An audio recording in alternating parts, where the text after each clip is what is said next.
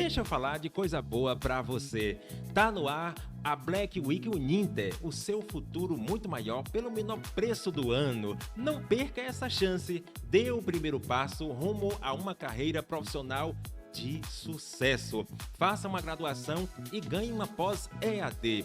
E mais, faça uma pós-graduação e ganhe outra. Centro Universitário Uninter, Polo de Caculé. Maiores informações no número que aparece na sua tela.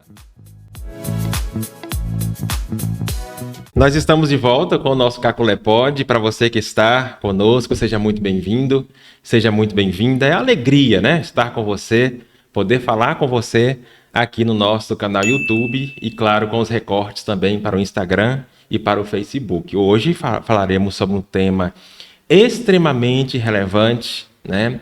Vivendo este mês de novembro, mês da consciência negra, a gente vai falar um pouquinho sobre, né? E comigo nós temos a alegria de ter aqui Maria Verônica, né? Nossa querida amiga, escritora, pedagoga, pós-graduada em psicopedagogia, é isso, né? Isso. Pronto, pós-graduada. E agora, gente, vou até pegar minha colinha aqui para eu não esquecer, né? Está se especializando em História e Cultura Afro-Brasileira, e língua portuguesa e literatura brasileira. Então, Isso. Nós temos muito o que falar e, com certeza, ela tem propriedade para falar sobre essa questão, né? Seja muito bem-vinda, minha amiga Maria Verônica. Obrigada, é sempre um prazer estar aqui, poder contribuir com a nossa sociedade, poder contribuir com o Caculé Pod. Como nós falamos para vocês, né? Nós estamos aí neste mês da consciência negra. E a primeira pergunta é justamente isso, Vera. O que é a consciência negra? Quando eu penso consciência negra, quando eu comecei a estudar, buscar, tentar entender, a primeira coisa que me veio foi o que é consciência. Então, eu vou lá na etimologia da palavra, que vem do latim conscientia, que é com conhecimento, conhecimento de si. Então, a consciência negra é essa percepção que os negros têm de si mesmo enquanto sociedade, como a contribuição, né, da comunidade negra na construção social, histórica, cultural do Brasil. Então, isso é a consciência negra. Nós, caculeenses, né, nós temos aí, carregamos na nossa história a questão do Manuel Caculé, né? E, claro, a gente não poderia falar sobre a consciência negra, tocar neste assunto, sem também falar sobre Manuel Caculé, né? Qual a sua visão, qual o seu pensamento sobre essa história do Manuel Caculé? Eu acho a história de Manuel Caculé muito interessante. Eu acredito que todo caculéense que já parou para prestar atenção nessa nossa história, que é oral, né, que vem dessa oralidade popular, e refletir um pouco sobre a história de Manuel Caculé. Eu gosto de fazer uma trajetória lá da costa atlântica, da África, a travessia pelo Atlântico até chegar aqui. Então, a nossa história, né, essa oralidade, ela conta que Manuel Caculé é um africano, né? Ele foi retirado da África como tantos outros. E ao ser retirado da África, eu fico imaginando toda aquela história, né, de sofrimento da captura, que levava muitas vezes meses, eles capturando africanos. Quando chegava nos portos, os lugares onde era acumulado as pessoas que estavam sendo traficadas, ali já começava pela retirada do nome. Lembrando que lá no continente africano já existia sociedade estabelecida, já existia toda uma cultura, língua, interação social. Então essas pessoas elas eram arrancadas do seio da sua sociedade, arrancada da sua essência, da sua existência, e quando chegava naquele porto, retirava-se o seu nome, né, o seu nome histórico, o nome que foi te dado ali naquela terra, e atribuía a essa pessoa um nome português. A gente fica até imaginando, você contando sobre essa história, dá até para imaginar a crueldade, né? Porque, assim, escravidão, o próprio nome já fala, né? É cruel. Né? É uma situação cruel. Então a gente vê aí que vieram reis, rainhas, princesas, príncipes, né? Pessoas que estavam vivendo lá na sua vida, na sua caminhada, né? E que infelizmente foram arrancados. Essa é a palavra. Essa é a palavra que eu estava procurando. Arrancados da sua vivência, da sua terra, para serem escravizados em outra terra, né? Exatamente. E ao chegar ali, quando eles adentravam no navio e que eram despidos, não só fisicamente, mas de toda a sua história, de toda a sua cultura, né? Tinham a sua alma devastada, eles eram empilhados, abarrotados, acorrentados. Que situação. Alguns, né, dos traficantes permitia que usassem roupas, outros nem isso. E eles enfrentavam aquela longa travessia do Atlântico que durava 3, 4 meses. E eles adoeciam, e ali todos juntos faziam suas necessidades, né, num lugar totalmente cheio de insalubridade. E era assim que eles eram trazidos, no meio do pranto, da dor, de sem entender o porquê aquilo estava acontecendo. E os mais resistentes venciam, né, essa travessia, chegava até aqui. Os que não resistiam ou os que estavam muito doentes eram atirados no mar. Tanto que a história diz, eu estou pecando porque eu não trouxe a referência, mas tem um livro chamado Escravidão, são 3 livros, e ele relata isso, que chegou a mudar o hábito alimentar dos tubarões naquela região que os navios negreiros passavam, porque corpos eram atirados ao mar, e inclusive pessoas que estavam muito doentes, mas ainda com vida, eram atiradas ao mar. Então, Manuel Caculé já começa vencendo essa cruel travessia, depois de ser arrancado do seio familiar, de tudo aquilo que fazia sentido para ele, tudo que tinha de referência, de amor, de amizade, de alegria, foi tirado. Eles perderam o direito a ter a vida. Chegando nos portos brasileiros, não era diferente.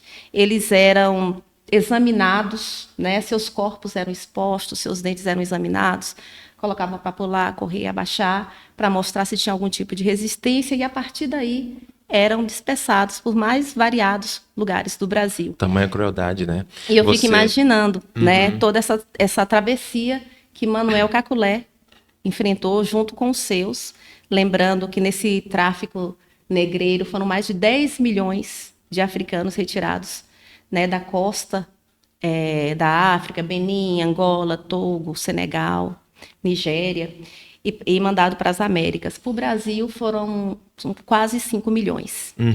E Manuel Caculé chegou até aqui, né? A gente fala a história que ele fugiu da Fazenda Jacaré, propriedade de Dona Rosa Prates. E eu também imagino como foi essa fuga, porque para quem nunca pesquisou com profundidade a história, o escravo fujão, ele era muito punido. E por mais que a nossa história fala que Dona Rosa Prates era uma mulher generosa, mas o sistema da época era a escravidão. A gente assiste uma história romântica, né? Isso. De Dona Rosa, de Manuel Caculé, mas a gente não vê. E é importante essa sua fala, que você traz o que vem atrás disso, né? O que está por trás dessa situação. A história diz que ela era uma mulher generosa, a história diz, né, que ela doou parte das terras ao Sagrado Coração de Jesus, que é o nosso padroeiro.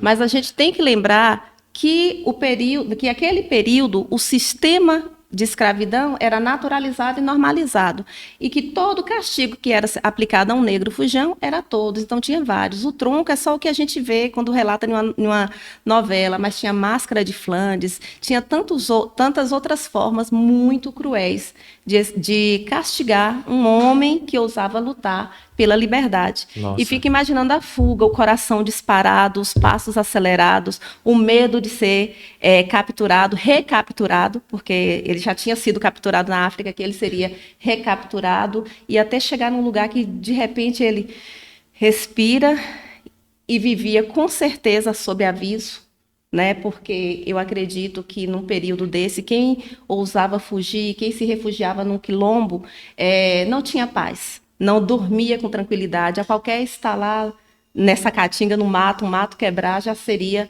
um motivo de estar em alerta, pois, afinal de contas, a sua liberdade, né, já tinha sido tirada e poderia ser tirada novamente, ou, quiçá, a sua vida. Então, a história de Manuel Caculé, eu sempre refleti dessa forma aqui na nossa cidade, e eu gostaria que todo mundo pudesse ver dessa forma, não esse Manuel Caculé que todo mundo romantiza, é quase uma história, que história bonita. Sim. Não há beleza na escravidão. Sim. Nunca houve beleza na escravidão. Então, a gente tem que refletir exatamente como a história foi. Eu imagino que tenha sido assim, porque a gente ouve relatos históricos, né, comprovados que a vida do homem, da mulher negra, africano e afro-brasileiro era assim. que se vivia naquela época, sobrevivia naquela época. Muito então, bem. A história de Manuel Caculé me faz, como caculéense, ver essa história de um homem que lutou, que ousou fugir, mesmo correndo risco de ser capturado, de ter a sua vida, né, dada um fim. Então, eu vejo como a história de um homem vitorioso, um homem que não teve medo de ousar, de fugir. A história também diz que ele comprou a sua alforria. Então, eu tenho certeza que foram muitos anos até a sua dona, a sua senhora encontrar essas terras, porque, como fugitivo, ele não ia conseguir juntar esse valor do dia para a noite.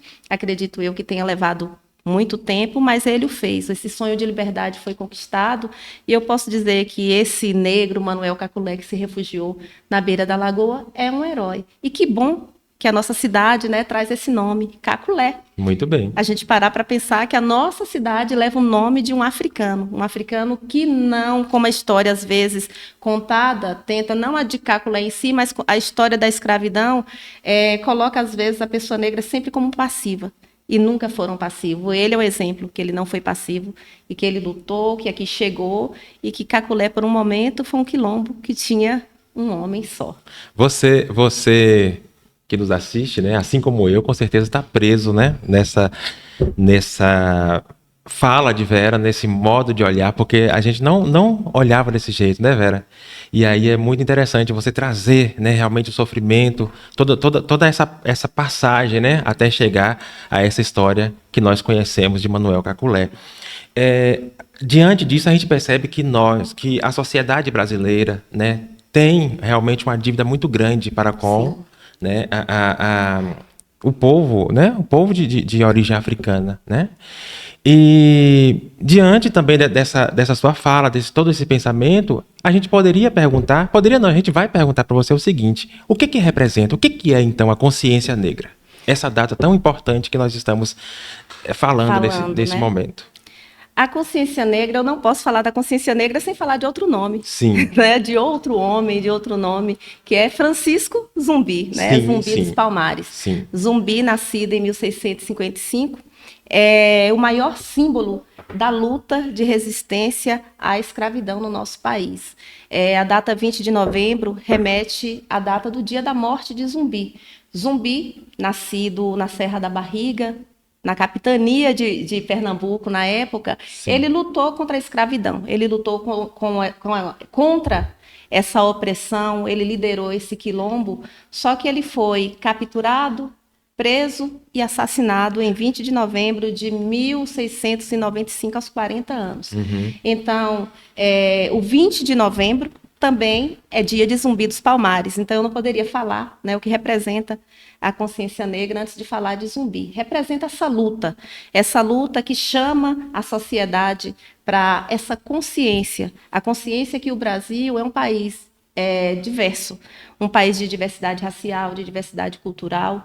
É o chamamento às pessoas negras, né, a consciência de si enquanto cidadão negro na sociedade, é a luta contra o racismo em suas diversas faces, não são poucas as faces do racismo e todas Sim. muito cruéis. Sim. Então, o 20 de novembro representa essa luta por reconhecimento da nossa história, reconhecimento da nossa cultura, reconhecimento da nossa contribuição, e não foi pouca a contribuição do povo africano e afro-brasileiro na formação da sociedade brasileira. Muito bem. Você falando sobre essa questão das faces do racismo, e assim, viu, gente, é que eu sou meio maluco mesmo, Vera sabe, ela já me conhece, já me veio essa questão de nós tratarmos num outro momento, Vera, sobre as faces do racismo. Sim. A gente usar um programa só para falar sobre, Pode ser. Né?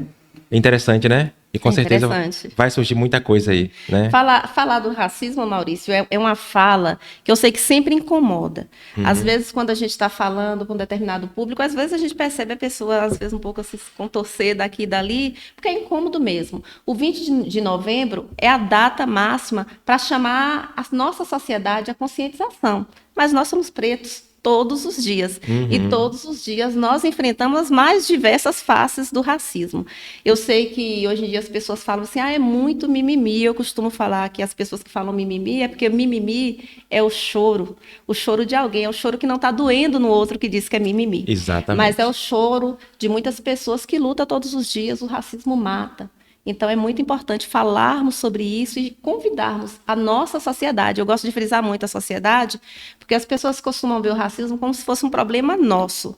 Não, é um problema de toda a sociedade. Então a gente pode já fazer essa pergunta, né? Como que a consciência negra se relaciona com essa luta contra o racismo? Exatamente nessa conscientização, né, de chamar, de tentar combater as diversas faces do racismo, da valorização da cultura afro-brasileira, né? Então, essa relação é nessa luta por equidade, por igualdade, né, tornar uma sociedade equânime, onde todas as pessoas são respeitadas, são valorizadas, sem levar em consideração o fenótipo, cor de pele, né? Então, a consciência negra é assim que ela contribui, né? É um movimento que luta por essa igualdade, que luta por esse respeito. Olhando, então, sobre esse seu estudo, sobre essa sua caminhada, eu poderia até te perguntar, Maria Verônica, né?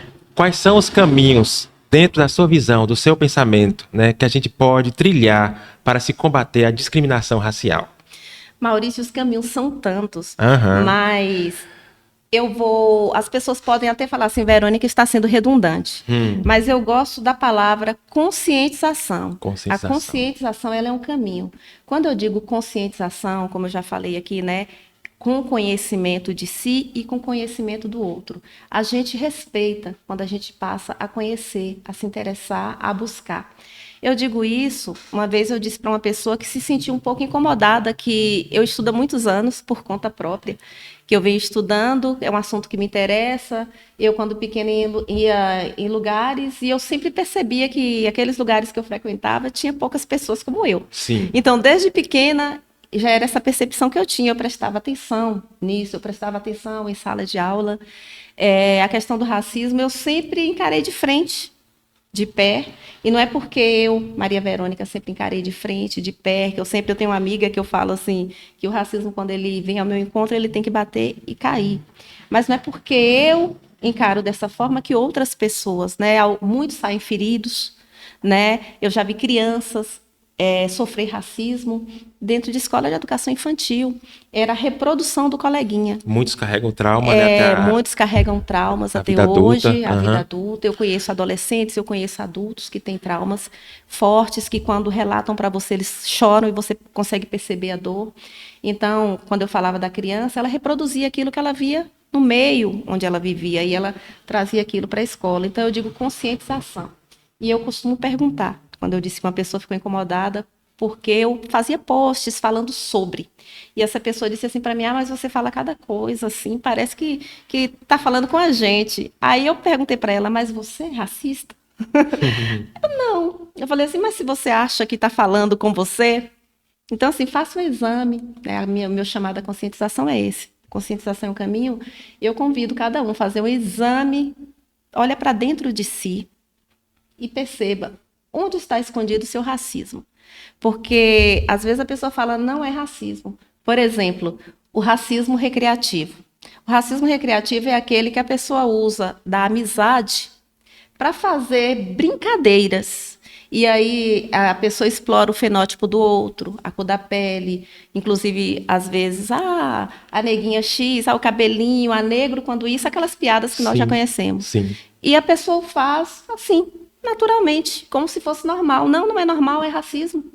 O fato da gente ter amizade com o outro e gostar, não dá licença ao outro fazer esse tipo de comentário, esse tipo de brincadeira. Então, quando eu digo assim, faça o exame dentro de si, e se você achar lá o racismo, jogue fora, porque ele não serve exatamente para nada. Então, esse é o meu convite. Eu acho que tem vários caminhos para se combater o racismo, mas a gente sempre vai começar pela conscientização, entender que eu devo respeitar o outro e eliminar todos os olhares cheios de estereótipos, que é o que mais tem. É você olhar para alguém e olhar para o homem ou para a mulher preta e não imaginar que aquela pessoa tem uma história inspiradora, uma história vitoriosa, e sempre olhar para uma pessoa preta, já colocando ela num lugar de sofrimento, num lugar à margem da sociedade, lhe dando lugares onde ela nunca pertenceu. E eu conversava com você pouco instantes, né? Igual o meu pai e a minha mãe teve uma vida mais dura que a minha, mas eles me proporcionaram muitas coisas. O conhecimento, o estudo, a educação. Hoje eu sou escritora, né? Eu agradeço quem? Aos meus pais. Então, assim, às vezes a pessoa olha para a gente e já deduz uma história de dor e de sofrimento, como se a nossa história de homens e mulheres pretos em uma sociedade fosse homogênea. Não, não é. As nossas histórias são diferentes. Lá atrás, quando os antepassados foram arrancados, né, do seio da África, e os nossos antepassados indígenas, porque eu tenho bisavó indígena, também foram maltratados, escravizados por aqui.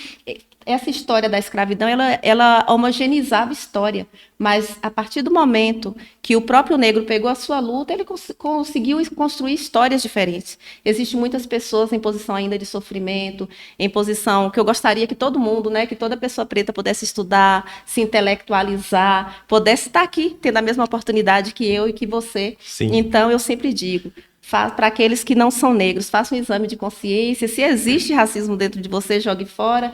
E para a pessoa negra, eu digo para se valorizar enquanto homem, mulher, adolescente, criança negra, entendendo a sua história, entendendo a riqueza que somos para a sociedade e as nossas contribuições. Isso, até porque a gente sabe que a discriminação, o preconceito, esses sentimentos, eles são criados ao longo da nossa vida, da nossa história, né? Isso. Você me fez lembrar aquela história daquelas criancinhas, que é uma história já conhecida, que a gente vê sempre nas redes sociais, né? A criancinha preta, a criancinha branca brincando juntas, né? E ali de repente acontece um problema ali entre eles. Com poucos instantes eles voltam novamente a brincar, mostrando o quê? Que a gente não nasce racista, a gente não nasce com ódio, a gente não nasce com preconceito, nada disso. Essas coisas vão acontecendo ao longo da vida, né? Ao longo da história. E por isso que vem essa questão da palavra conscientização que você colocou muito claro, Nelson Mandela Sim. Dizia o seguinte: se pode ensinar a odiar, podemos também ensinar a amar. Exato. E é exatamente isso, porque isso foi ensinado. Né? Se a gente voltar na história, esse conceito de raça foi criado na sociedade europeia para hierarquizar, né? Categorizar seres humanos. E a partir dessa categorização, onde achavam que existiam superiores, né? Que tudo começou. E, infelizmente, essa mancha tão triste na história da sociedade brasileira e de todos os países que passaram pela escravidão, né? E o racismo também, o racismo é tão interessante, as faces dele, que, veja bem, quem foi que escravizou, quem foi que arrancou de outra terra, quem foi que explorou outro ser humano aqui. Sim. Mas, de repente, né, esse ser humano começa a ser o problema. O problema não foi quem escravizou. Se você parar para pensar, eu não sei se já pensaram dessa forma. Não, o problema não foi quem escravizou, quem massacrou, né? Quem destruiu. O problema é o escravizado, né? Então, ou os descendentes do escravizado. Então, essas são uma das facetas do racismo. É muito complexo, sim. E, infelizmente, é isso que acontece. Nós temos, não sei se você já sabe, né? A gente tem a alegria de, desde março de 2022, ter uma lei que trata realmente a consciência negra em Caculé como um feriado, né?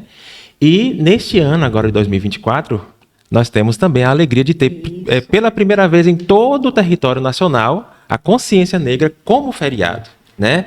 Isso é um motivo de muita alegria, é mais um ganho para nós, né, enquanto pessoas pretas, né? E agora eu te pergunto, qual o sentido, então, dessa data, sendo feriado, tratado como feriado para a gente? Nossa, isso é muito importante. Eu falava outro dia, assim, que a luta, né, não só no 20 de novembro, mas a luta das pessoas que lutam por respeito, por igualdade, por reconhecimento de história, é uma luta diária, uma luta de todo dia. E ter como feriado nacional é perceber que a sociedade já reconhece a importância dessa luta para nós, chamada a conscientização, porque não é só um dia de festa, né, de mostrar a valorização da nossa cultura, mas, acima de tudo, é um dia de combate, o dia de combate ao racismo. Então, Caculé, desde o ano passado, que instituiu o feriado municipal, agora feriado nacional, mas essa data desde 1971, que o 20 de novembro já era proclamado. Depois, em 2003, né, ele passou ali sutilmente por calendários escolares. Em 2011 virou lei, né? E 2023 vira feriado nacional. Eu vejo como uma abertura, né, como entendimento da importância dessa luta no Brasil, essa sociedade tão diversa, essa sociedade de maioria, né, pretos e pardos, incluindo os povos indígenas, que tá ali também tem os pardos dos povos indígenas. É muito importante para a gente. E em Caculé, especificamente, por termos, né, a nossa cidade, Caculé, né, vindo, né, de um africano, né, ex-escravizado, isso fala muito. Fala da importância da luta, é sinal de não perdermos a esperança, porque alguém, mas isso não tem jeito. Eu imagino não. Mas se todo mundo pensasse assim lá atrás, sim, não estaríamos aqui hoje. Né? Então, é um trabalho de formiguinha que foi feito pelos movimentos sociais, o Movimento Negro, que é a junção desses movimentos sociais, foi um trabalho de formiguinha para chegar hoje nesse reconhecimento nacional. E me diz muito sobre a importância de não parar, de acreditar sempre que nossa sociedade ela pode ser equânime, sim, e respeitar as pessoas negras. A gente sabe que há um caminho muito longo ainda a ser percorrido, muito longo, né? Os passos ainda estão sendo curtos, né? Mas a caminhada não está acontecendo. Está acontecendo. E isso é importante, né? Gente, que pena, né? Nós tivemos aí 25 minutos de fala, muito interessante. A gente fica muito feliz em poder ter Maria Verônica aqui conosco. A gente vai voltar, sim, se Deus quiser, né, com essas faces do racismo, que é muito importante a gente poder falar também em nosso podcast. No mais, eu te agradeço. Eu queria só fazer assim, né, umas aspas. Quando você fala de faces do racismo, me ocorreu aqui, né, as cotas, tão debatidas cotas, sim, que as pessoas falam, alguns falam a favor, outros falam contra, mas só para lembrar que uma das faces do racismo, a primeira lei da educação brasileira, a Lei 1, dizia assim, é proibido, né, que escravizados, pretos, libertos ou livres frequentem a escola. Olha... Essa é uma das primeiras leis brasileiras, eu só abrindo essas aspas que você falou da face do racismo, da Lei da Educação Brasileira. A primeira lei proibia as pessoas pretas de frequentarem as escolas públicas. Daí as cotas, né, como esse sistema de reparação histórica. É uma dívida histórica e que precisa realmente ser... Enquanto as pessoas brancas voavam, os pretos estavam quebrando correntes. Nossa, né? Então tem realmente essa dívida que precisa ser paga, né? Que precisa ser paga. Exatamente. Então, assim, a gente vai finalizando, agradecer de coração. Vera, muito obrigado mesmo, né, por esse tempinho que nós tivemos. Eu sei que se nós fôssemos falar aqui, com certeza o leque seria muito grande e ficaríamos por horas, né? Mas eu te agradeço de coração por esse tempinho que você cedeu pra gente, que com certeza você, assim como eu também, pôde compreender, entender um pouquinho mais sobre a questão da consciência negra. Eu que agradeço, eu fico feliz toda vez que alguém me convida para falar um pouquinho sobre a consciência negra. É sinal de que a nossa sociedade está aberta, né, a reconhecer, né, e conhecer cada ator dessa nossa sociedade, a importância de cada pessoa. Por muitos anos, por muitos séculos, né, na verdade, foram 388 anos de escravidão e apenas 135 né, de abolição, aquela abolição que a princesa Isabel assinou na Lei Áurea, e nada mais foi feito pelos africanos e afro-brasileiros a partir daí. E quando eu tenho a oportunidade de conversar um pouco, de falar um pouquinho sobre isso, eu fico muito feliz, porque nunca é demais aprender, nunca é demais buscar conhecer sobre a nossa história, que essa é a história do Brasil. É uma mancha muito triste, né? Porque foram vidas devastadas, vidas apagadas, das mais diversas e cruéis formas. Então, falar um pouco sobre isso, conhecer a história do Brasil, é poder conhecer e combater o racismo. Então, assim, eu que agradeço pela oportunidade. Se Deus quiser, estarei por aqui. Só você solicitar. Pronto. Muito obrigado a todos vocês. E se Deus quiser, brevemente estaremos de volta com mais um bate-papo especial aqui no nosso Caculé Pod. Até a próxima.